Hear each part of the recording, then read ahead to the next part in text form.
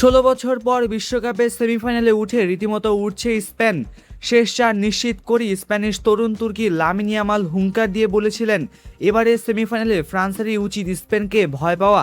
কিন্তু ফরাসিরা কি সত্যিই ভয় পাচ্ছে লা রোজাদের? ইয়ামালের এই হুঙ্কারের কড়া জবাব দিয়েছে গত 2 আসরের ফাইনালিস্ট ফ্রান্স।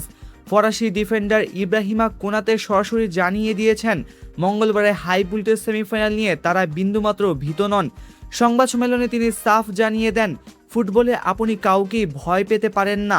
আমরা সেরা প্রস্তুতি নিয়ে মাঠে নামব এবং ফলাফল আমাদের পক্ষেই আসবে।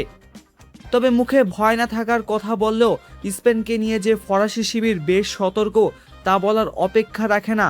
পুরো টুর্নামেন্টে মাত্র একটি গোল হজম করে স্পেনের রক্ষণভাগ এবার ইস্পাত কঠিন। তার উপর গত বছর ন্যাশনস লিগ আর 2024-এর ইউরো সেমিফাইনালে স্পেনের কাছে হেরে বিদায় নিতে হয়েছিল ফ্রান্সকে। কোনাতে আরও বলেন, স্পেন অসাধারণ একটি দল এবং তাদের দলে প্রচুর ব্যক্তিগত দক্ষতা সম্পন্ন খেলোয়াড় রয়েছে। তাই দুর্দান্ত ফর্মে থাকা লামিন ইয়ামালকে আটকানোর পাশাপাশি স্পেনের পুরো দলের উপরই বিশেষ নজর রাখছে ফরাসি ডিফেন্স।